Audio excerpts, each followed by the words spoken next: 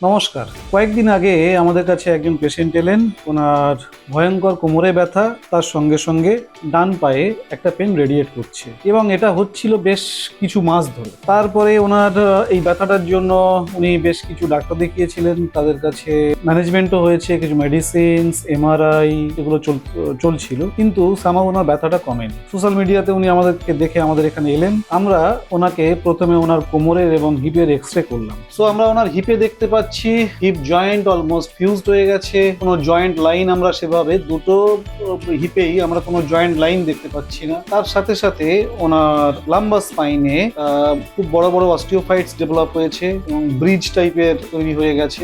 এগুলো আমরা ম্যাক্সিমাম ক্ষেত্রে অ্যাঙ্কাইলোজিং স্পন্ডিলাইটিস এর ক্ষেত্রে দেখতে পাই। এর আগে যে ট্রিটমেন্ট হয়েছিল সেটা ভুল হয়েছিল। সেখানে যেটা হয়েছিল সেটা ওরা ভেবেছিল হয়তো ডিস্ক বালজ আউট হয়ে ওনার পায়ের দিকে ব্যথাটা নামছে, লাইক সায়াটিকা, কিন্তু আসলে ওনার অ্যাঙ্কাইলোজিং স্পন্ডিলাইটিস আছে। আমার নাম রত্নাকর দাস, আমি উড়িষ্যা থেকে, কেন্দ্রাপড়া বাড়ি।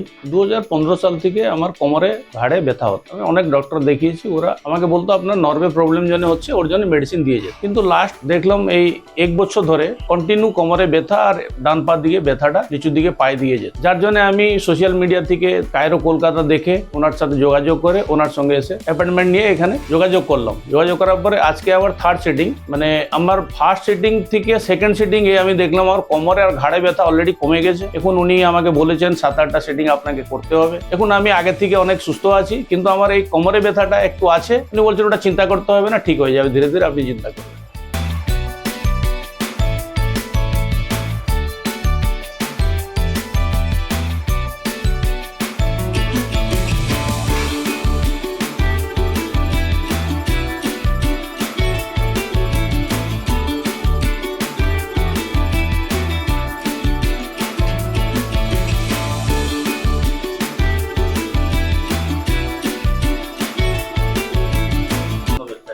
সামনে ঝুঁকে দেখুন এখন ঝুঁকতে পাচ্ছেন কিনা।